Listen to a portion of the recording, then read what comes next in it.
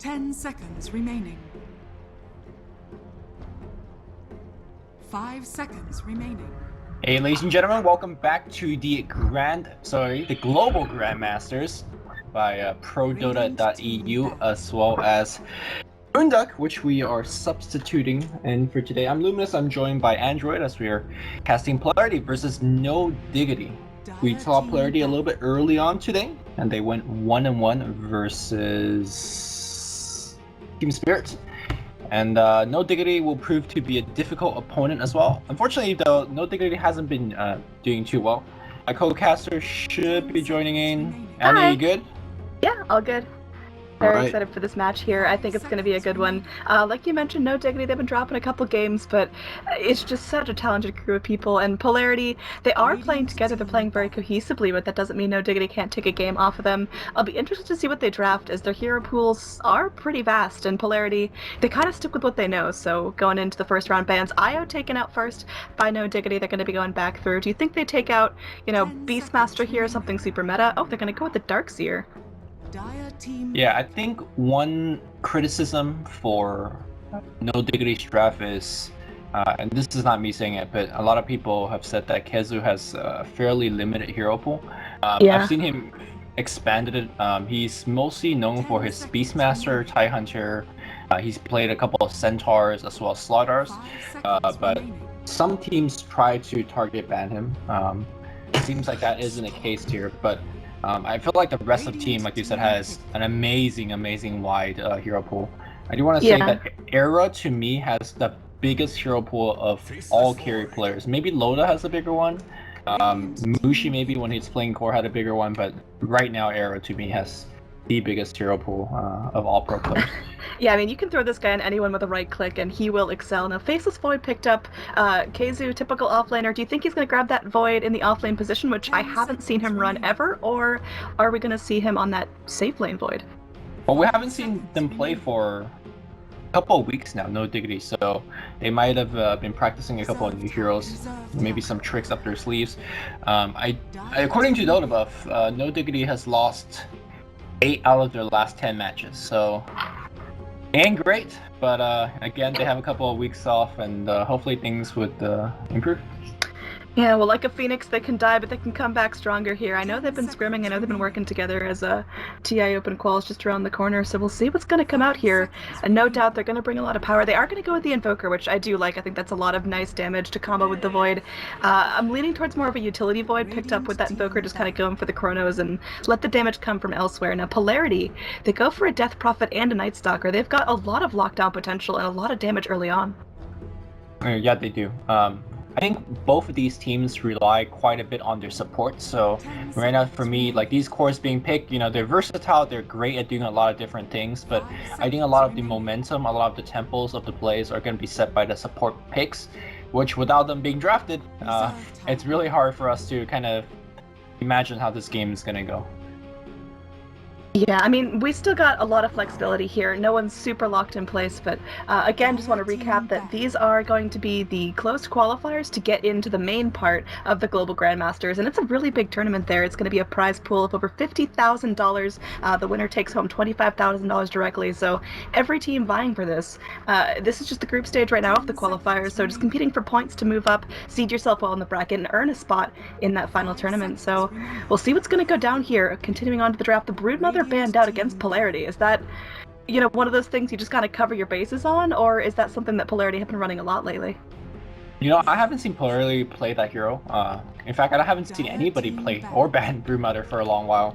I mean, Cinderin's one of the very keen minds. Maybe he's actually remembered that this is a hero that's very dangerous and is still in the game, so it's like, okay, I'm going to take it out. When's the last time you've seen a Brood ban? 10 seconds. I want to say ProDotA EU last season, so season 6, which was a while ago. Yeah, I mean, we all know what the hero can do, like very annoying in the laning stage, and sometimes when you don't have the correct draft, your trialing just crumbles to it. So Cinderin maybe has a specific trialing in mind that really can't deal with a very elusive hero that essentially pressures your supports extremely well. That's one thing that Brood does extremely well. Like, it forces all your supports to stay in that lane. thus not really going for stacks, not helping the mid, and maybe I think he's looking to pick supports that are a little bit more mobile on the map. Absolutely here. So going in, they ban out the Lich against no Diggity. I like that because Lich is just so sustainable. He'll take care of himself and he offers a lot. You know, you get a really nice Chain Frost beat bopping underneath the Chrono, and that's unfortunate there. Disruptor banding out against Polarity, which I think is fine. Disruptor's a nice pusher, offers a lot of utility. So going back into what both teams need, no Diggity. They need 2 supports here and most likely a position 1 core. What do you think a support duo is that could really support that Invoker? I don't think Invoker per se needs a ton of support. It really comes down to how the fights are gonna be going and what kind of early to mid game Synderen is looking to have. In terms of the comfort hero, I know Yapzor, he's a friend of mine. I play a lot of Dota with him. He's really good with Night Stalker and Rubik. Night Stalker's already taken up. Oh, there's that Rubik being picked up. This guy plays support only in solo MMR, and he's like a high 7k, perhaps now 8k player, and he's done it with supports like Rubik, so he definitely knows this hero extremely well, and it's not just about knowing the hero, but also just having the mechanical skills to play it. One of the most difficult heroes to play supports. Yeah, I mean, it's so skill dependent. Rubik's skill cap is 1,000 miles up, and we're gonna see if he's able to really get it offline. There's a lot of good stuff to steal, but if Polarity play around that, if they make sure to always cover up their spells with the less desirable ones, then it could be tricky, but we could see some FY God moves coming out here. Polarity picked themselves up a Bane and comboed with the Night Stalker. We saw that before from Polarity. They really like their single target lockdown. All right, quick AA being picked up, and you know, with these two supports picked up, I do definitely understand why Brew was banned, because what do these 2 supports do against a Brew pick? They just send spiralings at you and they just kind of run you over. So it definitely makes sense there. The AA pick, I'm not exactly sure what it is about. Maybe they're looking to set up a lot of global kills. They have quite a bit of global presence now with the Invoker as well as the AA. They could pick up, for example, a Spectre and just go to town with that. Or we've seen that combo, the AA Sven combo. I think we casted a game maybe earlier yesterday, I don't even remember at this point, but Kofi plus Stormhammer, or Kofi plus any stun, just really nets you very easy kills. Yeah, I think it's going to be fantastic here, comboed up. Now, Polarity, they've got 1 more pick to react to this, obviously. Not going to go into something super greedy like an Alchemist with AA picked up, but what can Polarity get away with for their position 1? Reserve time. I think right now the no Diggity draft is very weak against pushing lineups. You already got the DP for the push. If you pick up something like Lycan from the safe lane, he's going to have a fairly decent lane against the Faceless Void farming wise. You could gear yourself up for a 15 to 20 minute push that could be extremely difficult to handle. I mean, I guess Invoker's got some stuff, especially if he's going for like the Meteor build. Rubik's got Fable, A's got Ice Blast, but none of these are like hard counter push things, so I think that's one big weakness in no Diggity's draft at the moment. Yeah, we'll have to see if their last pick can really get in and counter that. I mean, a position 1 I'd like to see, I'd love a Sven. Obviously with the Faceless Void, it doesn't combo super well, but I think just that raw damage could be enough. Yeah, I think the laning it also provides quite a bit for you. I think Diggity might be actually looking for a core that's a little bit self-reliant, that doesn't need too much babysitting. So I'm thinking of your cores like Weaver, even something like a safe lane Queen of Pain. I've seen Era play things like Huskar. The reason is that I think Rubik and AA could roam together fairly effectively. A telekinesis into a cold feet, especially if you're ganking for Invoker with cold snap on top of that, should be fairly easy kill just against about anybody. So they do take out the Juggernaut, which is fairly difficult for their support to lock down. They don't really have anything against magic immunity at the moment, so the ban does make sense, but I'm still fearing more of a pushing strat that can come from Polarity. Yeah, I mean, all they have to do is get their act together when Death Prophet has her 6, and use the Bane, use the Night Stalker to zone, get a nice beat bop up with the Earth Spirit, and no one's going to be able to walk into the Exorcism to contest this, so I think Polarity, like you said, have a very strong push lineup, but if no Diggity can rotate around and get really nice picks with the AA, with the Rubik, with whatever damage dealer they pick up, then no Diggity could have a shot at this. The problem is making sure Ancient Apparition gets his levels as he is rotating around. Yeah, Rubik also needs a level. That's the other problem between these two supports is, first of all, they're both very weak lane supports, so you need a strong core to back them up. Second is they both need experience, they both need level 6. And beyond that, they both actually want a ton of farm. I do believe that Yapzor is the greedier support between the two in this combination, so looks like the Rubik might get himself some items, either lens or Force Staff or a Blink. Although you definitely want your AA to somehow end up with, at least Earn, Tranquil, that kind of stuff as well. So interested to see how Syndrome is going to divide up the farm between the two support duels. Meanwhile, Polarity supports are going for kind of the tried and true, the very strong laner. Bane is good for setting up kills, Earth's very good for roaming. So far to me, I don't think their draft have any one big glaring weakness, apart from the fact that I think they're very, very cooldown dependent, and that's generally always the case when you pick up a hero like Death Prophet and Night Stalker. You can't actually fight half the time, so we'll see how Polarity deal with their own problem with the draft. Yeah, absolutely. I think Polarity are going to be very much pulsing. They're going to have these big points where they want to go in, they want to fight, they want to get stuff going, but then there's these points where it's daytime and Death Prophet doesn't have her ult and they have to sit back, they have to play very safe, and if no Diggity can really get in tune to what's going on, what the timings are, then they have the opportunity to smoke up and punish a Death Prophet with no ult, or punish an Earth Spirit with no carry nearby, or punish a Night Stalker when he's super slow at daytime. We'll have to see who's going to be the aggressor on who. Now, Lifestealer last pickup. Not usually something we see. We usually see it prioritized a bit more, but I guess it survived all the bans. And do you think that's really the pick here for Polarity carry? Maybe that's something they're more comfortable with. I guess Earth Spirit could be your vehicle in. But yeah, I'm not too sold on this pick. It's very, very good against the 2 support though, because when Lifestealer runs at Rubik or Ancient Apparition, they just actually die.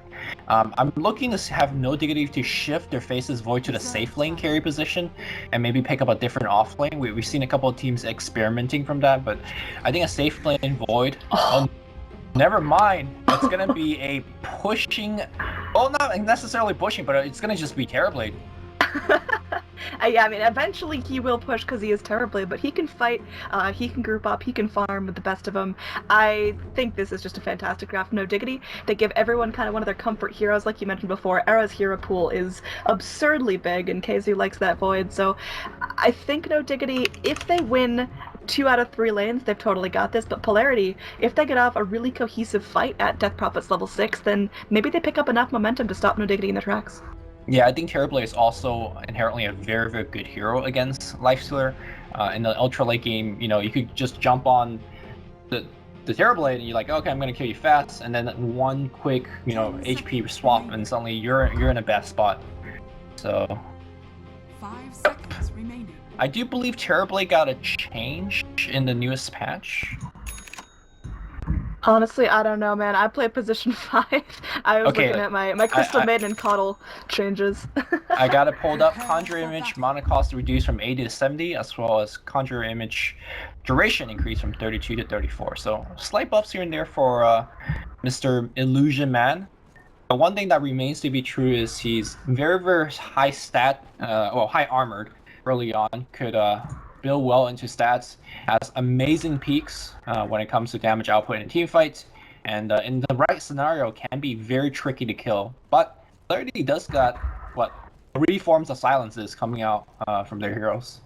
They've got a ton of silence, they've got a ton of single target. I mean, you've got the Fiend's Grip there, you've got the Soul Siphon, you've got Lifestealer wailing away at someone, you've got the Night Stalker going in.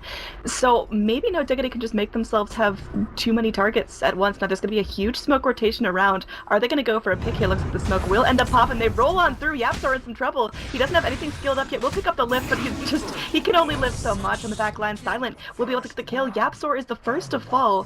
No Diggity drop their Rubik, and Polarity, they start things off right out of the gate, chomping at the bit for blood, and they will get it. Yeah, they even had a very deep observer ward, kind of covering that path, but Smoke of the Seed will get them, allow them to go past that and ignore it all completely. The player I haven't talked about too much, and we should talk about his amazing individual play is quite fun. He's going to give us some big Invoker performance, generally one of the hero that gets the highest net worth in the game as well. If Era is not having a good game, Poifa generally does, and the team definitely do rely on both of these players quite a bit. Alright, quick lag heading back in. I totally agree. I think Invoker and Terrorblade can definitely share their their portion of the damage. It's not going to rely on one hero's shoulders or the other, so we'll see who hits the power spike first. I imagine Quake was looking for some big plays in the mid, like you said. We'll see how much Yapzor sticks around, if he wants to go back to the safe lane, if he wants to kind of puppy dog mid. It could be something here. I think Iceberg has a lot of kill potential in the Death Prophet, so you've got to be really careful where your Invoker is. Yeah, especially like this early on where he doesn't even have boots or having any kind of necessary like Quas, for example, that will keep him alive a bit. Lil is gonna swing around, probably again not gonna get the kill, but just threatening to do so and scaring the Invoker a bit. Alright, down bottom, Night Stalker zoned out just a little bit. He's only gotten a little bit of a sliver of experience, and Terrorblade getting some decent farm here. Has some security in the wave, which is pretty good. There's going to be a wraparound. Quakeva might be in some trouble. They've got the Earth Spirit up on the ledge if they want to go roll in. Because he has the Fairy Fire and now the fact that he has Quas, I don't think he should die. I say that though, here comes a Rowan, the Spirit Siphon is coming out, but Yaps are already in position, and it's gonna be Lil that's gonna take a ton of harass coming the way. Maybe a lucky Sunstrike will get the kill? No, looks like they're not gonna try for it. He's still holding on to it. I don't know if he's gonna path this one correctly. Looks like he is gonna let the Earth Spirit off with a warning for now. I'll keep my eyes on him to make sure there's nothing cheeky coming out. He's gonna go deny to neutrals, doesn't buy out, in fact, doesn't pick up a TP or whatnot, so we'll see where he's gonna go after that. Do you think he still camps out mid, or does he try to rotate towards the safe lane or off lane to get something else done? You know, I don't think he has many other places to go. Kezu is gonna maybe have to force to jump away. In fact, well, he does go to the top lane to go for that gank, and Fairy Fire and a straight up TP out. Looks like he won't make it home as Kezu is gonna give up another kill up top here. I thought that he probably don't have any other place to go. Like top is doing fine. Bottom, I don't think one hero is enough to kind of salvage the lane. So I think for the most part, he's gonna go for runes and help out mid. Or yes. Now it looks like he's gonna go for a little bit of pulls himself. Down bottom, there is going to be a nice cold feed here on Phobos. Looks like it won't proc. He's able to walk a little bit far away, but Terrorblade gets some decent harass, going back to enjoy that safe lane and Cinder, and going to be picking up level 2 quite soon. It's not ideal at 3 minutes in, but at least the AA is getting something, leeching a little bit off of Era. Mid lane. Yapzor, yeah, kind of trading a lot of harass. Not exactly a hero you want to right click against. DP is going to do much more damage, has a higher base stat, and that is going to scare Iceberg a little bit. Bottom lane, they're gonna make another go here on Phobos. This time Era popping his Metamorphosis.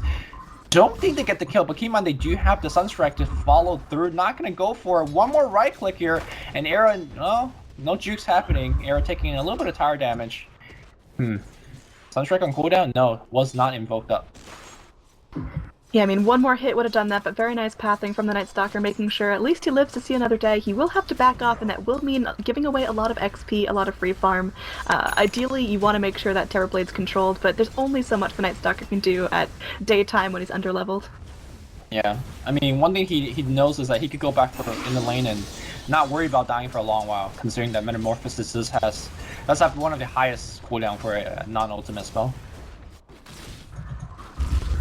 I wonder if that's the highest one. I'm trying to think of others. I think it may be.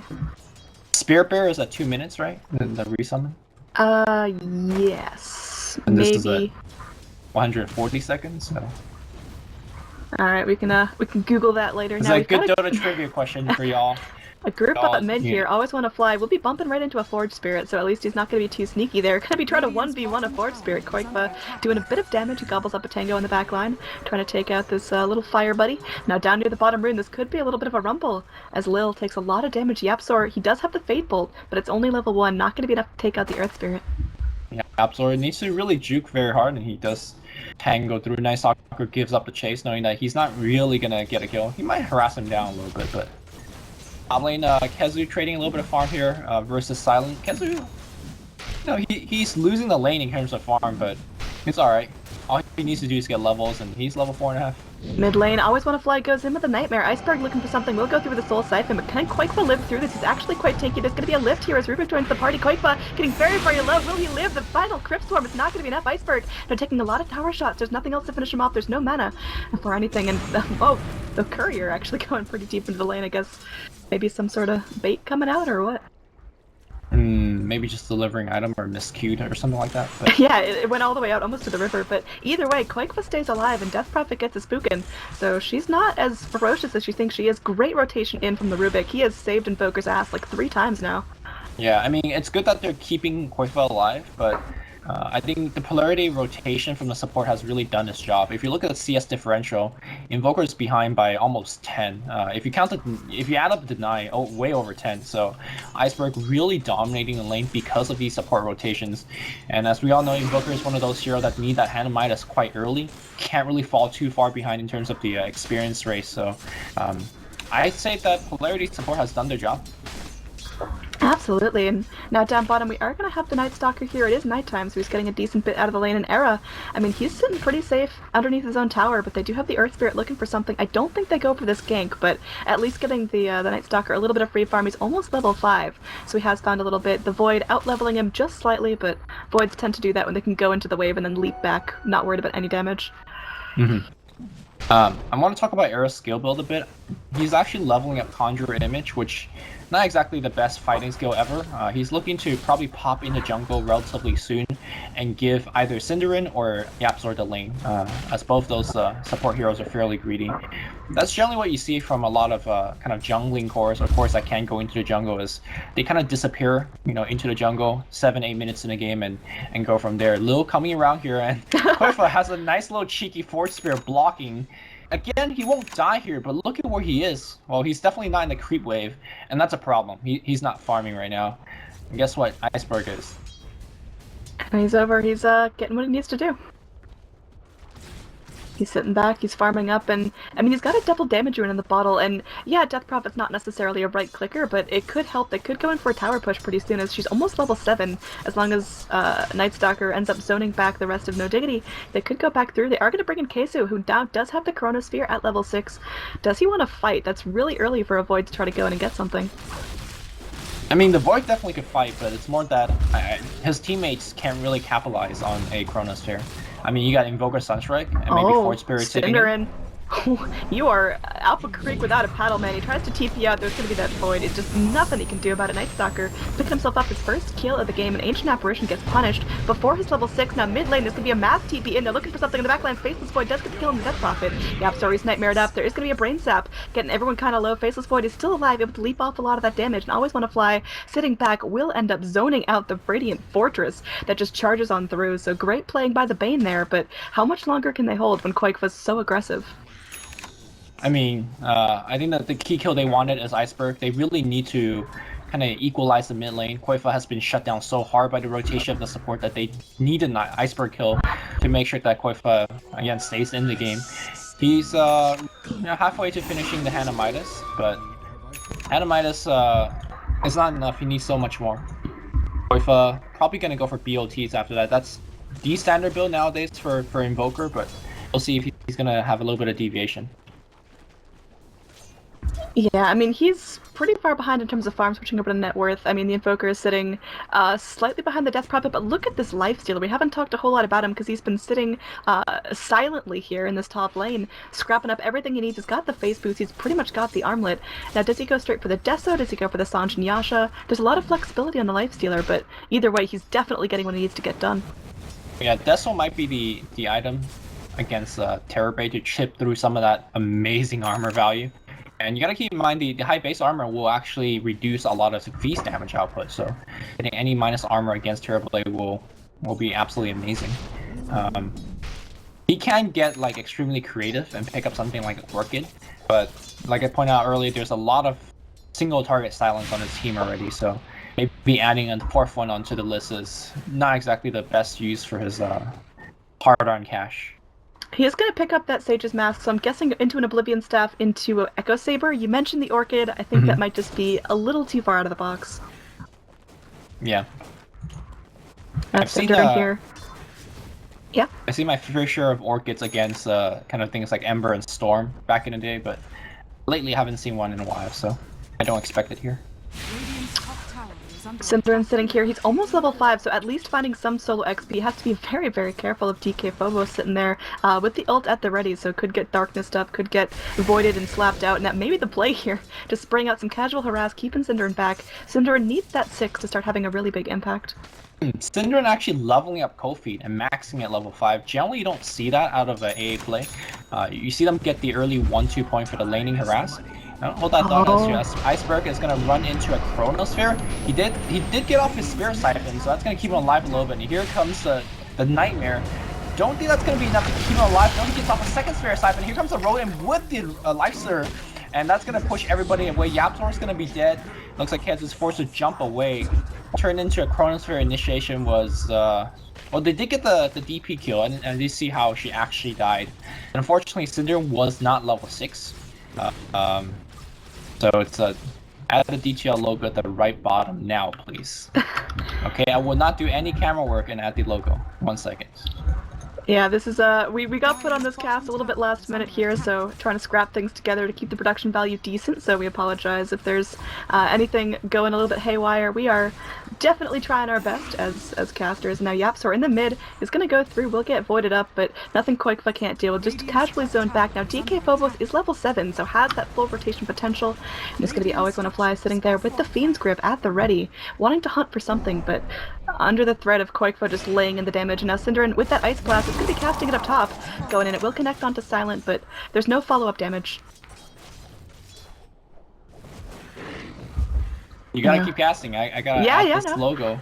I don't actually know where it is, but okay. The instructions are a bit vague, to say the least, so again, bear with us as we figure this one out. Yapzor, I mean, this Rubik is playing like he has no fears in the world, and I mean, honestly, he doesn't. He goes through, he steals the Void, which is going to be a great counter-initiation tool if it comes down to that, if Polarity want to fight, but we talked in draft about how Polarity's lineup is so ebb and flow. They're going to have these incredible power spikes where they want to smoke up, they want to be aggressive, and then they're going to have long stretches of time where they want to sit back and they don't want to fight, they don't want to be vulnerable. Now there is going to be the Death Prophet going in, looking for this 12-minute rune, will find it. It's going to go through. She's invisible. Koikva getting Fiend Script after 3. Ice Blast coming out of the whole Iceberg. Gets slapped apart. And not enough to keep him alive. They trade for the Invoker though, so it's going to be mid for mid now. Phobos, he's running away. There's going to be the Lifestealer coming back on through. Era in some trouble here. He's metamorphosed stuff. He gets off the Thunder, but Silent. He can only stay silent for so long. It looks like Era will end up falling. There's going to be a Corona, but no damage to follow it up. As all the damage dealers are down, the Magnetize coming out now. Phobos is looking for more. He goes in with the Void. He will get to pick on the Ancient Apparition. Silent is still alive, courtesy of the Armlet on the back line. We've got KZ running away for all he's worth. He's got that leap with the Time Walk if he needs it, but I mean, he's the sole survivor of his team. He stops to farm, and that could be pretty dangerous, as they do still have the Lifestealer who's hungry.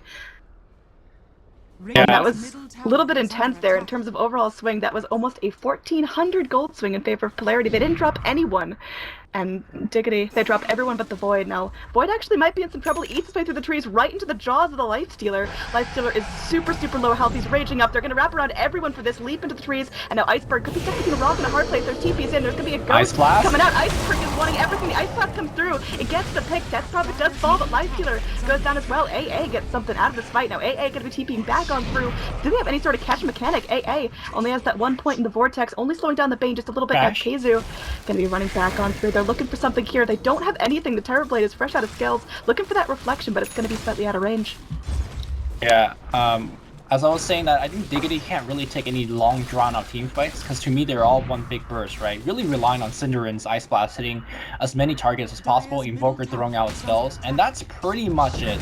In a team fight that gets a little bit drawn out, like the one in the forest as well as the river, that's where, you know, the repeated use of the Void from the Night Stalker, the nukes coming out from DP, as well as Earth Spirit is going to give him a tough time. So, granted, Polarity chased into the Tier 1 tower, got baited pretty hard, and that kind of gave Diggity a sign of life, because they weren't supposed to get a couple of free kills here.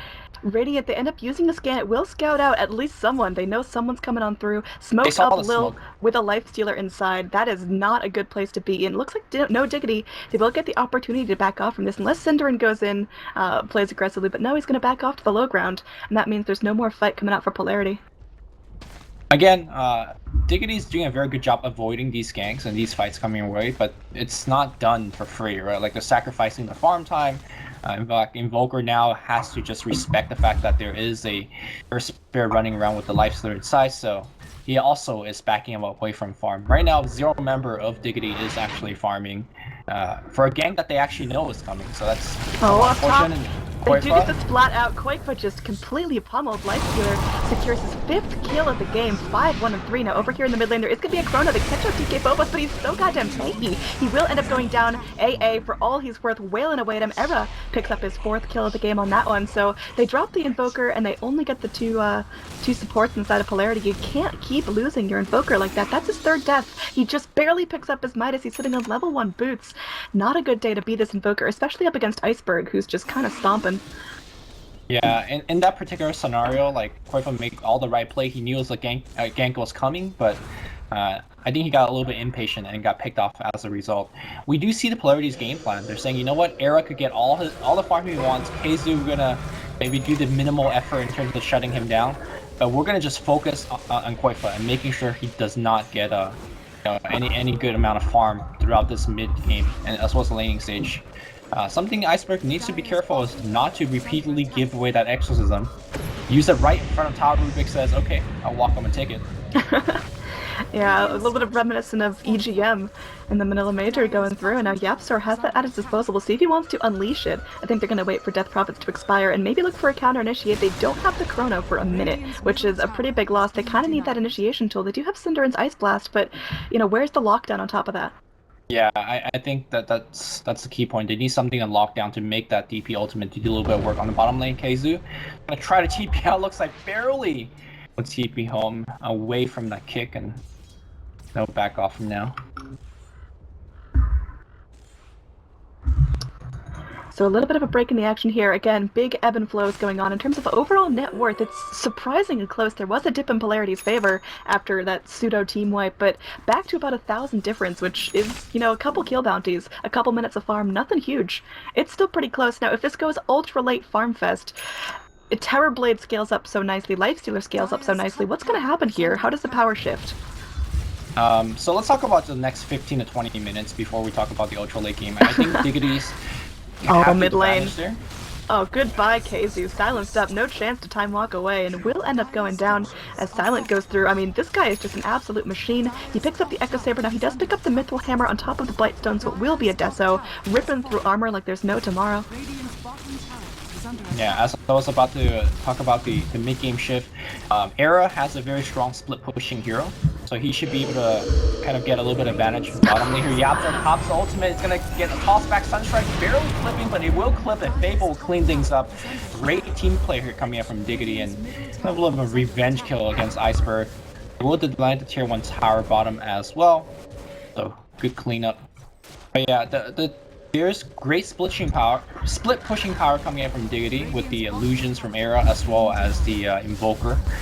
Probably picking up the LT a little bit later on, so they should be able to kind of control the map until mid lane once again, just Silent going on through. This Earth Spirit, not a typical vessel for the Lifestealer. You usually see things like a Storm Spirit, a Spirit Breaker, you know, a Bat Rider, but he's having a fun time riding around in the Earth Spirit, and it's secured him a couple of kills. Now he's 7-1-3. He's very, very close to that Deso, just about 100 gold to go on that.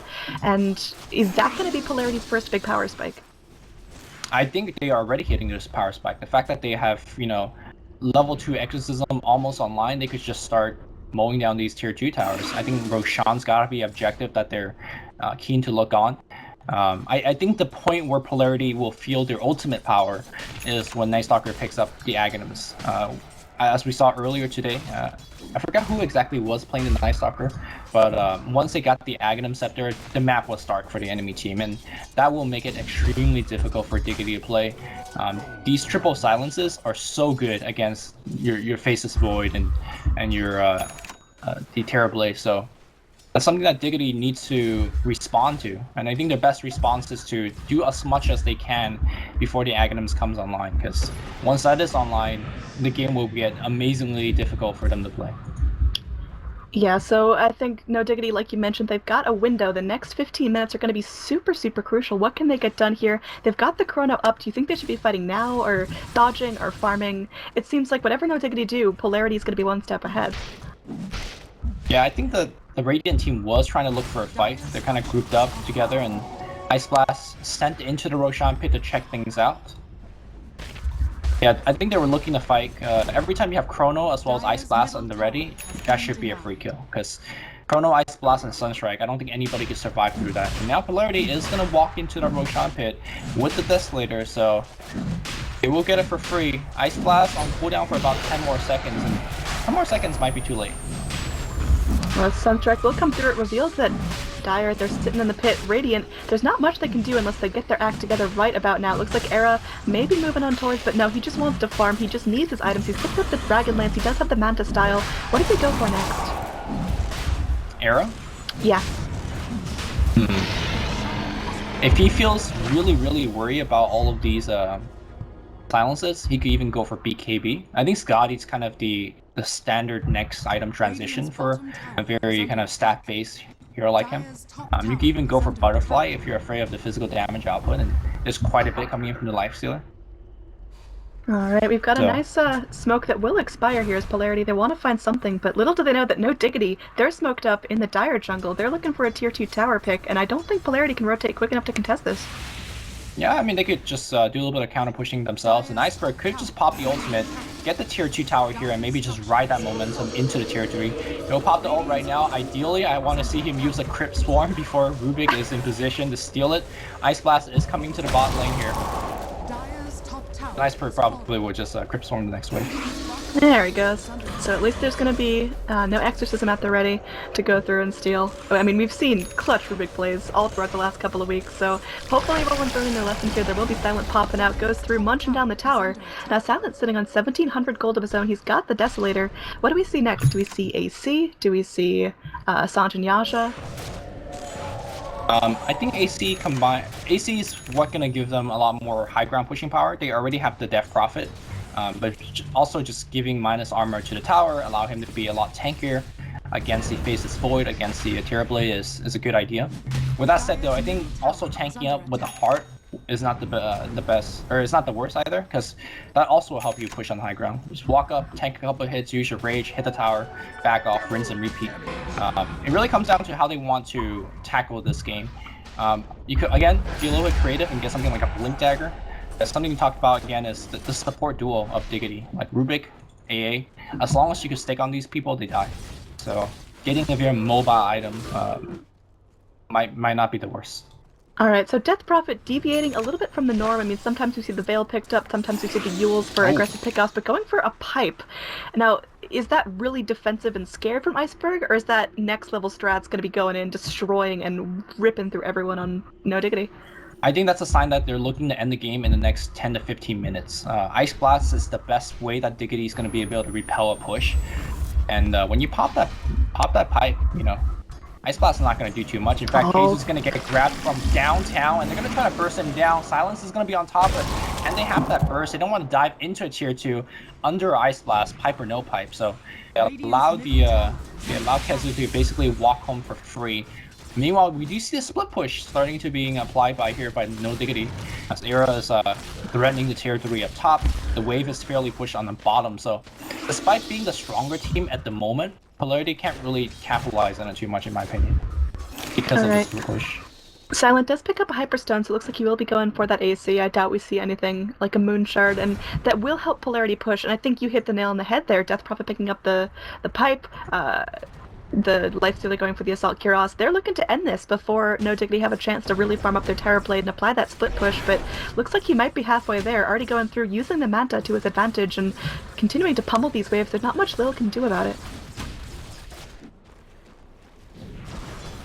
Syndra's picked himself up like 4 staff. I'm not exactly sure how he's found the go, but he's 1, 2, and 5, so doing pretty well. And Yapzor's found himself a Blink Dagger, so I'm fairly interested about the Blink choice, because Blink in a vacuum is probably the best single item for a Rubik pickup if you have around 2k gold. In this game though, I'm not sure about getting closer to these people. I feel like maybe having an active defensive item like Ghost Scepter, Force Staff might be better. With that said though, I think he's looking at his team and be like, okay, I'm actually the only hero that could do a good single target initiation, right? Apart from spending a Chronosphere on a person, they have no other way to, let's say if they see Iceberg out of position, they want to pick him up. You know, you need a blink on your Rubik to do that. So maybe that's the reason why that he's gone for blink this game. Although I think in a vacuum, blink might not be the best item this game. I think you just gotta have that mobility. You gotta be looking to jump when you can. They do have the Night Stalker and Polarity, so the vision game is gonna be absurd. So trying to blink in and out of situations might not be ideal. Now we are gonna have Iceberg with an Invis rune. Void gonna be staying far away. Does not want to tangle with the likes of the Death Prophet. And I mean, what's Death Prophet going for here? She moves the Null Tally to the stash, so it looks like it's not gonna be the Veil after all. It looks like maybe going for that Yules. Yeah, Yules is a fairly standard item choice here. Could pick himself up in the air so that Ghost will start to do more damage, but I don't really care what Iceberg is getting. I'm caring more about what they're doing with the item, them being Polarity. Like, are they gonna push and try to end in the next 10 minutes? Because you gotta pipe. Pipe's not exactly a good farming item. It doesn't give you any like mana regen, which is what DP needs to stay out on the map. Because if you look at the gold graph, it's steadily going up. 3,000 gold lead now for Team Diggity. They got 2 Hand of Midas. They got an excellent split pusher in the form of Terrorblade. If you don't end the game, the gold graph is going to get worse and worse and worse as the game goes on. Unless there's, big team fights being won by Polarity. So I feel like Diggity is very comfortable playing this game slowly. And Polarity needs to punish them for it. Polarity needs to get those Roshan, as they have done so, start pushing down tier 2s, and just go. Alright, so Death Prophet will finish off that Yules. Now that's a really nice pick-off tool, and we saw early on Polarity got a pseudo-wipe on Diggity. It can be done. They still have the tools to do so. Era, he's only going to get bigger and bigger. Polarity needs to isolate him before it becomes a huge problem. They're going to go through with that boulder kick, not going to be enough, and always want to fly. Left to deal with these illusions, so Iceberg not going to get to use that exorcism just yet. Looks like now Diggity, they're sticking around. They do have the Chrono at their disposal. Do they want to go in for the Blink Chrono? I mean, you can tell KZ's thinking about it, looking for just the right angle. I think that there's really no need for Diggity to actually take a fight unless they can find a big Chrono, like a 2-3 man Chrono. They only get one. They want to blow him up immediately, can they? That's the question. They do. And now on the right side, Kezu's being gripped up, but I don't think they care. Era, though, is going to be able to right click. No, he's taking way too much damage. He actually does not get off his ultimate. Oh, the man. Manta was on cooldown. He wanted that Sunder so bad. Nice Deafening Blast will hold back the rest of the force, but oh, they're looking for something here. Yapzor, he will get the lift, buying himself some time, but he's just crawling through these trees. There's no way he gets out alive. He will go through, he gets a blink, he's going for the TP. Can they catch him? Yapzor! Oh, at the last second with the Nightmare. This vision game is so strong from the Night Stalker, and looks like he's not going to be able to keep around. He does just have to tick down to the urn. He's panicking. He buys out before he dies, but in the end, that's going to be a pretty solid wipe for Polarity. They'd lose their Death Prophet, which is big. She didn't give away the exorcism to the Rubik, though, and they end up getting a couple of really choice kills. Yeah, it's a 2-for-2 trade. They got 2 for 3. Oh, they also lost Synderen, I believe. Yeah, they lost AA, Rubik, and Terrorblade, which, dropping down that Terrorblade is super crucial at this point in the game. I'm surprised by the fact that he actually died. Maybe now Era might need to reconsider his item choice. He is going to go for the Eye of Scotty, which gives them, a lot more stats to work with, but judging that fight, maybe like BKB would be something that he needs to maybe get after it. Sure, BKB doesn't help you with the right click in particular, but it helps you to run away from the right click. There's no open wound slow on you. There's no, void, for example, slowing you down. There's no P spear siphon, that kind of thing. But I think he's comfortable kind of building his stats up. I also have to want to point out that, slowly Face's Void is starting to build up physical right click damage as well. He's got a Yasha on top of that Hand of Midas already, attacking very quickly. Once he picks up a Mantis out of his own, then he also becomes a pretty big threat that you can't silence. A lot of these silences on the side of Polarity will start to lose value and as Diggity picks up more and more items to deal with it. Yeah, I mean, we're just looking at overall net worth. Lifestealer still holding strong at top slot, but behind him there's 3 very hungry Radiant heroes looking for something, and they're going to continue to scale. I mean, Night Stalker, he's trying to hold his own at the 4th slot, but he's just not going to keep up unless he starts getting massive amounts of kills, and 4, 2, and 6, I just don't think he has the itemization to continue to scale, so we'll have to see how quickly Polarity can end this, if they can end this. in theory, Night Stalker has one ultimate scaling item after the Aghanim's, which is picking up Octarine Core. Like, he won't scale in the sense that in the fights he won't get much stronger. But basically what you'll do is allow your map advantage to scale. Like, once you have Octarine and Aghanims, you can have perma nighttime. The math works out that there is only 10 seconds of daytime, basically in between all your cooldowns. And all your wards see like absolutely nothing. So that's kind of like the ultra late game item that Night Stalkers go for, but generally most Night Stalkers don't make it there because either they win the game very lopsidedly with their big kind of sight advantage, or they just lose. Like there's very little in between ground there. Either the enemy team is able to cope with the night or they can't, and the game is generally decided within 20 minutes or so. And that time Night Stalker is building what he's building right now, which is a BKB. Again, I want to switch over to Radiant Vision. They are clumped up on the bottom. Yeah, they just don't see anything. They're afraid, and you know that's the game that they have to play with right now. You see that goal lead that they had? It's already starting to drop, and I imagine it's gonna swing bottom towards the Polarity side for the next 20 minutes or so. I mean, we've got Terrorblade here now. He does have that completed Scotty, like you mentioned, also has about 1,200 gold to work with.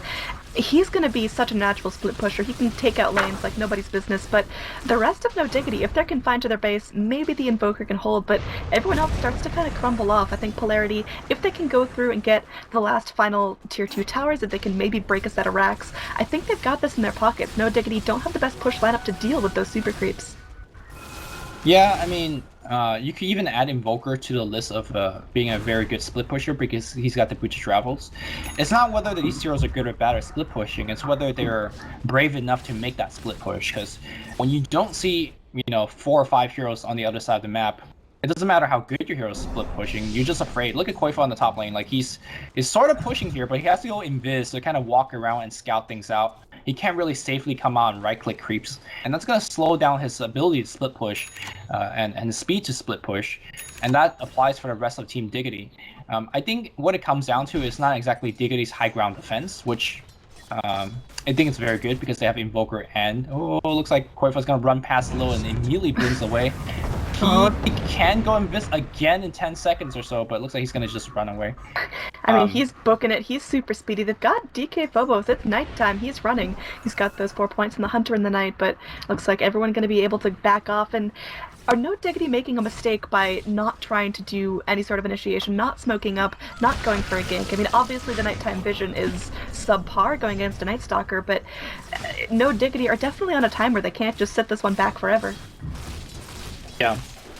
I think it's more about whether Diggity's how good they are reacting to these kind of night games and how many mistakes they make. Every time they make one mistake, they set themselves back quite a bit. And in fact, we're going to see a little bit of initiation. Iceberg's going to get himself, well, he yields himself up, delay the damage, but that's only going to set the Sunstrike. And in fact, Koifa says, thank you. Normally, I buy the Yules for myself to set you up for it, but when you're going to do it for yourself, okay. Looks like bottom lane, they're going to TP in here, and Koifa really wants a gem if we get the kill. He does have to blink to kind of follow up. He blinks back though as the moment has already passed.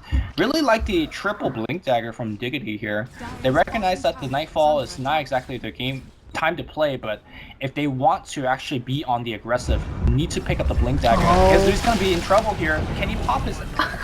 No, can't pop anything. Whatever you were gonna say, he just gets completely locked up. They commit the Fiend's Grip for that, but he dies with his Chrono at the ready, so that's gonna be another 50 seconds where he won't get the chance to use it. They rotate an Era, maybe looking for some sort of fight. Again, he does have the Sunder, he does have the Mantis Dial, so could bring in a couple of bodies to the fight, but Silent, I think he's just getting really, really big, really hard to contest. He's picked himself up that finished AC, now sitting on 3k more gold. Does Silent go for something like a Basher Abyssal, or a Heart, or what?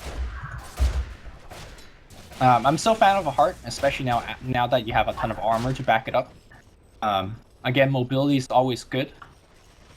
Yeah, I'm not exactly too sure. I see like 2 or 3 very great choices. I think that comes down to what he thinks. You could even just go for the raw damage output or pick up something like Daedalus if that's something you're more interested about. Because normally when you're picking up an item, you're looking to kind of shore up a weakness. it doesn't feel like he has any big weaknesses at the moment. It really comes down to his position, right? If he does get chronoed in a fight, then he won't have a good fight. If he doesn't get chronoed in a fight and he gets to right-click people, then he does have a good fight. So I think a lot of that does not come from his item choices, but more so on his positioning in these fights. Alright, so, I mean, we're getting down to it. It's 35 minutes in. It feels a lot later just based on how much tension's been exerted and how much time these teams have spent rotating around looking for picks. And in terms of overall gold, it's going to be about a 5,000 lead for Diggity. Now looking for something here. They got to capitalize. Keizu, he's got that chrono at the ready. They're going to go. They blink in. There is going to be an exorcism up. Can they steal it? They do steal it. Now there's a Rubik exorcism coming out as well. There is going to be everyone just taking some serious damage. The Nighttime comes out with the Radiant. They're losing much needed vision. They are going to bring in Lil with that Magnetize. Everyone ticking down very, very low. YapzOr will end up falling from the right-click damage. And that's gonna be, Terrorblade looking for something here. He's still healthy. He's still fighting. Will get silenced up by Iceberg. And now Iceberg going to be taking a lot of damage there just from the Terrorblade illusions. And DK Phobos flapping away. Does he want to turn on this? Goes through. Is going to get the Void off. Do they go the Crippling Fear as well? There's going to be a meatball though. Quakefun not looking to let this happen. The BKB forced out by DK Phobos. He's so low. Can he live? He's alive for now. So it looks like Polarity, they only drop their Bane, but they will be forced to back off and reset. No Diggity, they drop 3. Not ideal. There is going to be a Sunstrike. It's off the mark. No one falling just yet. In fact, the rest of the Dire, they're still alive. They're still looking for something. Silent, he's so low, but he's so hungry. He wants to find something. He's got the armlets. We can buy himself a little bit more health. And this is just getting kind of spooky here as the rest of the Radiant deciding, do we turn? Do we back? Do we let them have the Roche? Do we let them have the lane? And no Diggity, they just lost a lot of momentum in the last 30 seconds. Blink it in, Quakefun going in with a tornado. It's going to connect onto one, but on the back lines, you've got everyone going in. There's going to be the lift, there's going to be the Rubik trying to do what he can here. Roll away from the Earth Spirit, will take. Now there's going to be a silence here. Arrow pops the BKB, trying to turn this. The Ice Blast comes out, will connect Silent. He can't regen up. There's going to be the Fiend's Grip here onto Arrow, but he's BKB'd up, not taking a whole lot of damage. He's being locked down to always want to fly. Goes back on through. The Brain Sap can only do so much here. He's going to be cold snapped up. YapzOr looking for more. He doesn't have the Faithful, but he does have the lift. Can he get close enough? There's going to be the Cold Feet. Looks like he will get lifted up, will get procced down. And looks like no Diggity. As everyone respawns, they take this fight back into their hands and force Polarity out. But Polarity won the initial stages of the fight, and then Lifesteal decides to chase with like 20% HP. I'm not exactly too sure what that's about, but granted, they did have nighttime for a good majority of the chase. The problem was, as soon as nighttime ended, they kind of just stayed around. In fact, somebody even farmed on the mid lane when you're facing against multiple Blink Dagger, and now Era's gonna say, Cinder, come over here, let me sunder you, get a little bit of HP back. They're gonna try to mow down this Roshan as quickly as they can, but they know that it's being done under the gaze of Night Stalker. Night Stalker is gonna pop the ultimate and run right in. Alright, we'll see what's going to go down here. The Roshan getting very, very low. If anyone's getting there's going to be an Ice Blast coming through. What's it going to do on the back line? Terrorblade gets the snatch on the Aegis of Dire. Ends up taking down the Roche, but looks like there's going to be 2 lives onto Era. And he's going to need him here as he's going in. He has no Thunder. He's got nothing left to his name. Goes back on through. He does have the Metamorphosis up if he wants to fight, but looks like he's just going to be trying to run away. They drop the Void. They drop the AA. And, overall, I guess successful fight for Diggity as they steal the Aegis, but it was costly. Even though 2 fights in a row, Diggity have lost more heroes than Polarity, I feel like Diggity is actually coming out ahead in these fights. Because first of all, they're not losing them very lopsided. And second of all, it's the not really important heroes that are dying. Both fights, it's Era as well as Quakefun that's surviving these fights. And the end result is in the next fight, Terrorblade is going to have 3 lives, essentially. 1 Aegis, one Sunder life, and then his actual life with BKB and Mantasau added on top of that. I'm not sure whether Polarity could actually deal that much damage, and that's not adding in X factor things like A hitting a good Ice Blast, or Chronosphere being on top of 2 heroes, or Rubik stealing Exorcism. So I feel like, again, despite the fact that Diggity is down by well, actually, they're ahead by gold, but they're down by a couple kills. They have lost more kills in the last couple of fights. They are going to be hitting a power spike that, to me, is stronger than Polarity's in the next 10 minutes or so. I think it's going to be Diggity's using those Blink Daggers, looking to set up a couple of kills, and looking to get a practice or 2 from that. Well, there's going to be a rotation around here. You've got DK Phobos. Again, he's still holding on to that gem. Hasn't opted to drop it yet. He is picking up that Vitality booster, so are we going to see Octarine or a Heart? I'm guessing Octarine, again, just because of the cooldown on nighttime. Era runs right into Silent here. BKB's going to have to get activated, and he's going to try to run as fast as he can. They won't chase, thinking that there's going to be a trap setting in the way. Popping the Thunder, driving away Silent. BKB is on the cooldown, and they decide to keep on fighting. They're going to always want to fly, but quicker reaction, always want to fly. Disables 2 people. Can we get the Chrono? No, Mansal. No, Chronosphere only gets 1. Kind of a big misplay here by Kezu, but they do win the fight, at least for now. But here comes the backstab.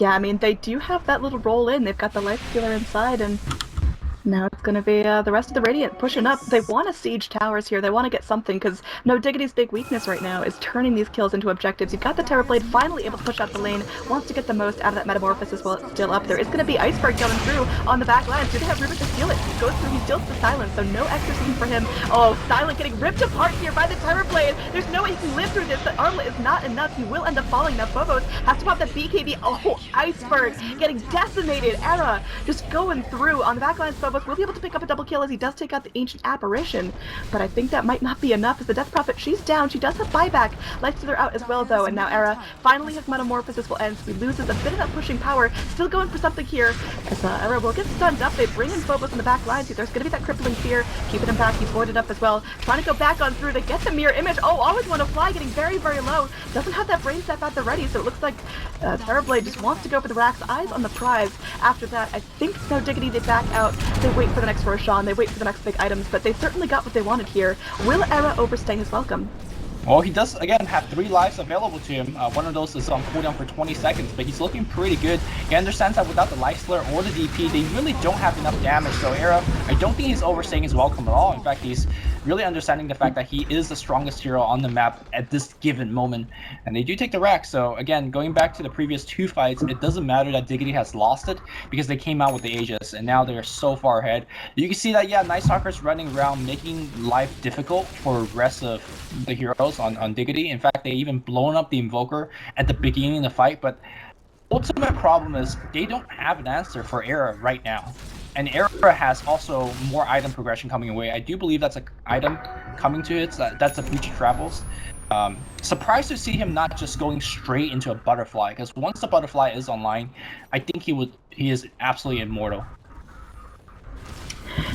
Yeah, I mean, it's going to be harder and harder to lock him down, but can it be Terrorblade versus the world? And Boker's actually holding on very, very heavily in terms of net worth. Has picked up that Octarine core, has almost 3,500 more gold to work with. What does Quakefa look for next? Like, refresher? I think maybe another defensive item like a BKB, because right now in these fights he's just getting blown up immediately. So having some sort of magic immunity will again let him to kite away, and he probably might not survive if Polarity all kind of collapse onto him, but he'll survive a little bit extra longer. And I think that's going to be the key point. You mentioned whether it's, you know, Era 1v5. I think it's more about how quickly he kills the Polarity team compared to how quickly Lifestealer, DP, and Night Stalker kills Team Diggity. And honestly, I think on that department, Era actually kills them much faster. Because his illusions damage output is absolutely ridiculous, and he's looking to have, you know, like 4 to 5 illusions just constantly wailing on the Polarity. And you have heroes like, you know, Earth Spirit just dies in like 2 barrage. Maybe DP dies in like 3 to 4 barrage of right clicks. So I think if we're playing the who could kill each other quickly game, Era's a bigger player here. Yeah, obviously Terrorblade scales up unbelievably well late, but the question is, can Lifestealer contest it? Can Night Stalker contest it? And, you know, early on this Lifesteal was looking fantastic, but it seems like he's just dropped off a little bit. Silent stopped getting those amazing picks. He's 11-3-8, which is not too shabby whatsoever, but the rest of his team just can't live long enough through these fights to have a huge impact. And I start to think that Lifestealer as well as Night Stalker probably won't live that long either, because the Eye of Scotty really coming in big. You know, dealing with these melee heroes, especially being shot as a range Kazu coming forward here. But there's a Centaur's kind of scouting things out around the area. And right now they're just looking for 1 pickoff. 1 pickoff is all they need. In fact, they will get that 1 pickoff. Multiple daggers coming in. And Iceberg, well, he's going to try to survive as long as possible. Meanwhile, a zoning Chronosphere being used on the backline here. They're going to focus on always want to fly. And honestly, after these 2 kills, unless we see double buyback coming out right now, we will see Diggity gonna go in for probably the Mega Creeps. Yeah, I mean, they can certainly do so. They've got no time left in the Metamorphosis. The Terrorblade going to be popping out. Oh, he's got a little bit of duration left. His illusions were going down, but there is going to be the buyback on the Death Prophet. Bane has no way to get back in the fight. There's going to be a TP in from the Death Prophet going back on through. She casts her Exorcism.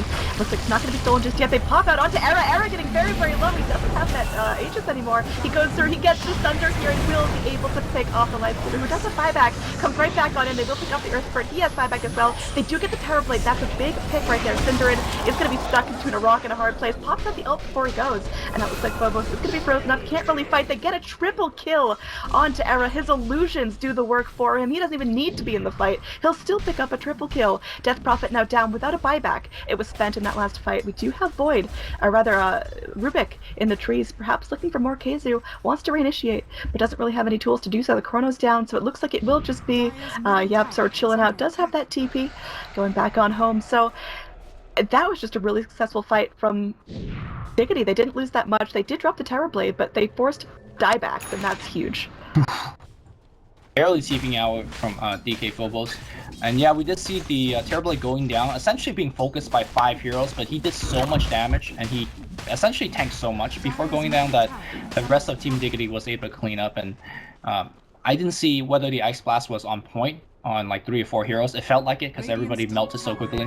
Okay, and you gotta keep in mind that also was the Chronosphere not really being in factor, right? Because the Chronosphere was used in the mid lane before that fight happened. So I think if Diggity fights in their full strength, they should be able to kind of close things out. Now, one thing to point about is I did mention about Terrorblade going for Butterfly as his next item choice, and I honestly think that Arrow would have done it, but Leicester already had a Mantis out at that point, so instead he's going to go for a little bit more of a damage output item and picks up the data list. So the item set is already finished. He could drop the Dragonlance for another stat item, but honestly I think Dragonlance is pretty good as a stat item already. He might even upgrade it into a Hurricane Pike to give himself you know, a more attack range, more defensive capabilities, and honestly it's not a bad upgrade at this point in the game considering how he's dying. He's generally dying being surrounded by 4 or 5, and Hurricane Pike will get you out of there. Absolutely. Now, group up here from Diggity as they've got all their ults up. They may be looking to fight now. They don't have any smokes at the ready, but they're just going to be strolling on in. I don't think they know that Night Stalker's here. Again, it is nighttime. You've got Always Want to Fly with the Fiend's Grip at the ready, so if anyone walks into the wrong position, they're going to be in some trouble. Now, Era, oh, he can't afford to go down here. He BKBs. He's going to get lifted up, though. There is going to be an Ice Blast coming in. It won't connect on anyone. They drop the Terrorblade for nothing. He does have buyback if he needs it, but that's a huge loss. Now, oh, they canceled the Cinderin's TP, and looks like he will end up going down. They get the Silence, they get the Munches, and they are going to use the Soul Siphon to get the last bit of damage here. Cinderin, there's no way that Icicle can live through this. He's so low. He's got 4 staff. Did they just forget he was there? They're going to bring an Iceberg finally with the Crypt Swarm, or he's going to be dead. But you could see Cinderin's panic, like, guys, am I alive? But no. It's the worst when they give you that like 2 seconds of hope, and you're like, oh, okay, now I'm just dead. I guess they wanted to make sure he was surrounded on all sides, couldn't stroll out of there. Now there's going to be Invoker laying down a little bit of burn damage there with the Meteor rolling in on through. Not going to be able to cancel the TP of the Invoker, so Invoker, like you mentioned earlier, has become a bit of a split pusher, a bit of a problem for Polarity to deal with. I think earlier when you're asking about item, I said something like BKB to keep him alive, but he's gone for the Lincoln Sphere instead, so pretty similar when it comes to the outcome, and especially in this late game where things like Abyssal Blades being picked up, as well as the Fiend's Grip being a key lockdown spell. The Lincoln Sphere for himself, and maybe the possibility of throwing it on the Terrorblade might be ultimately a better item choice. And you can see that Terrorblade can be brought down, especially when his team is not next to him. Roshan's going to happen right now, and I think this is more about denying it from the Terrorblade for Polarity, and looks like they will be able to do so. Ice Blast is going to come in and flip some of these guys a bit. And here comes Night Stalker, perhaps leading the gang. No, Night Stalker very, very far away from his team, but split push will continue as Era puts up top.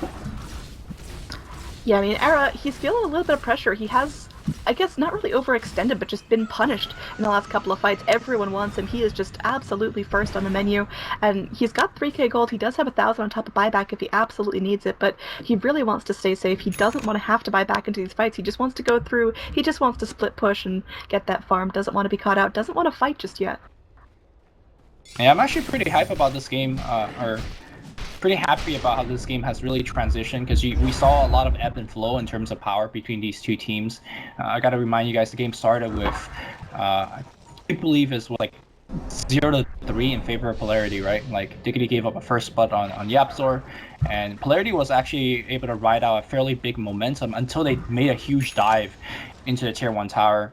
And then that's when we saw the rise of Era, you know, just being absolutely huge. Koifa finally making some comeback because he had a very tough early game. And now we're in a stage where you see that Diggity's got by far the strongest hero in the Terrorblade, but he's not strong enough where he could win a fight all by himself like Havos did today on Anti-Mage.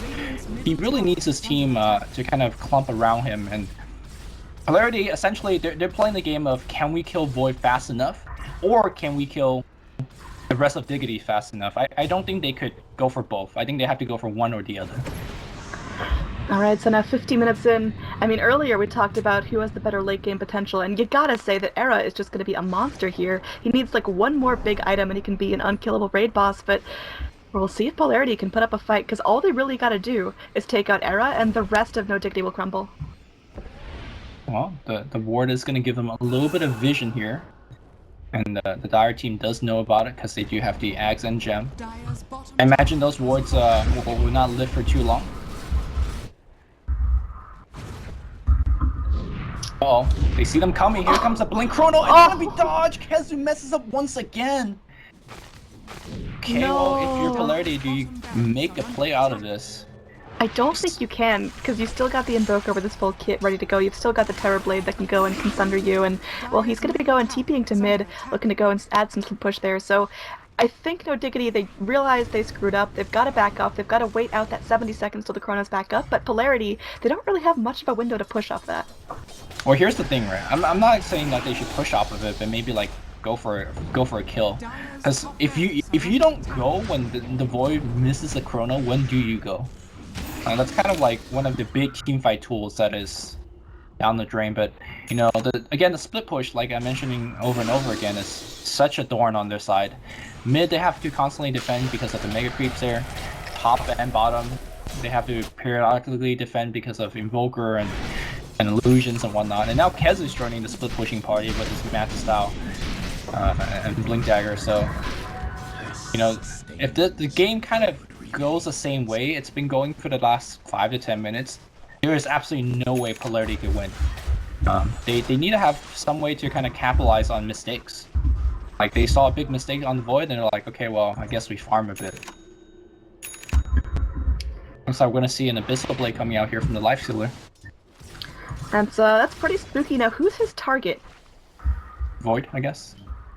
Is it the Void? Is it the Terrorblade? Is it the Invoker? Because all of those are spooky. I think Invoker is too hard to kill with the Lincoln Sphere, so I guess you just go on the Illusion Man, I guess. Alright, I wonder if Night Stalker is gonna get a blink himself. I mean, he could. He's got the luxury here. He wants to save for buyback because again, it is going to come down to it. One big fight they're going to go through. Oh, Phobos. Yeah, he's getting lifted up. Here. I don't think he gets out of this. He's going to be using his BKB to try to go on through. He turns on to Keizu. Keizu does have that Chronosphere at the ready. He's got that lead if he wants to go for it, but they're not even going to commit it. They will get the Night Stalker down.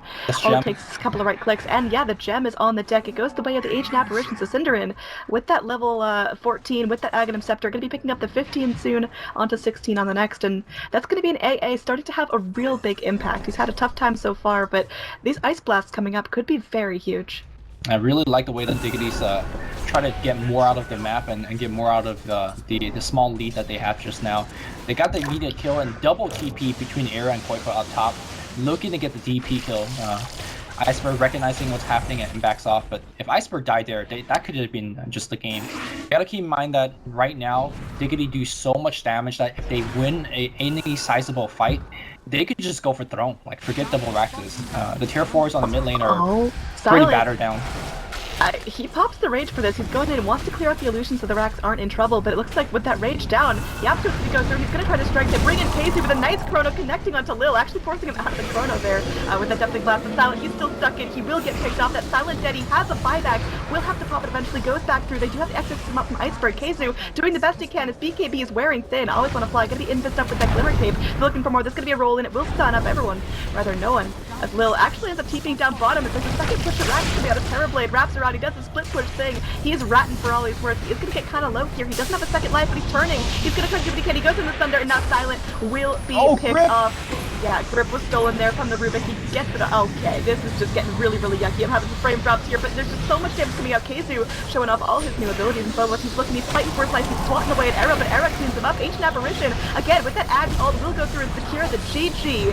As everyone's going to be falling. It's a full wipe. Ultra kill from Era. Late game Terrorblade, not something to be messed with. Yeah, late game Terrorblade, the ability to split push, and honestly, the inability for Polarity to deal with split push. They had the Night Stalker that was very, very good against it, but apart from that, I mean, Night Stalker is good because they don't see you coming, but they don't really have the jump, right? If you look at the Radiant side, they're looking at what 3 to 4 Blink Daggers, whereas the Dire only have it an Earth Spirit, and it's Earth Spirit blinking in to like kick, blinking in to drop down a Life Slur. I really think that maybe having a Life Slur